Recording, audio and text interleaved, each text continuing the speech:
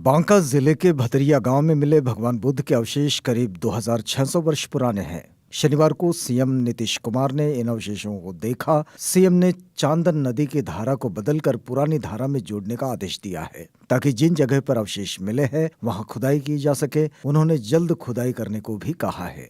जिले के अमरपुर प्रखंड स्थित भदरिया गांव में चांदन नदी में मिले भगवान बुद्ध के करीब 2600 साल पुराने अवशेषों का शनिवार को मुख्यमंत्री नीतीश कुमार ने अवलोकन किया। करीब 45 मिनट तक सीएम ने अधिकारियों से इसके बारे में जानकारी प्राप्त की। सीएम नदी की धारा को बदलकर पुरानी धारा में जोड़ने का आदेश दिया ताकि जिन जगह पर अवशेष मिले हैं वहां जल्द और खुदाई कराई जा सके।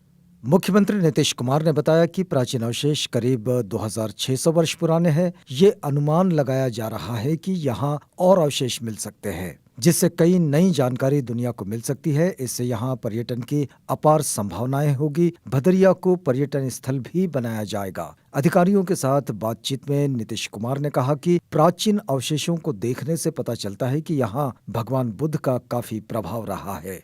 वरिष्ठ इतिहासकार राजेंद्र प्रसाद सिंह ने इस पर लिखा है कि आज के भदरिया गांव का उल्लेख बौद्ध ग्रंथों में भद्दिय गांव के रूप में है। ये अंगुत्तर निकाय में इसका उल्लेख मिलता है। भद्दिय गांव का उल्लेख डॉक्टर बाबा साहेब अम्बेडकर, राहुल सांकृत्यायन और हवलदार त्रिपाठी ने किया है।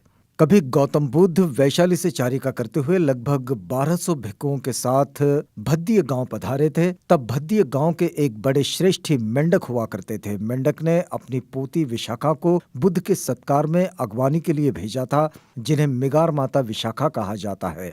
चांदन नदी की धारा में प्राचीन भवन के अवशेष मिले हैं। कई कमरे दिख रहे हैं। ईंटें हाथ से थाप कर बनाई गई है।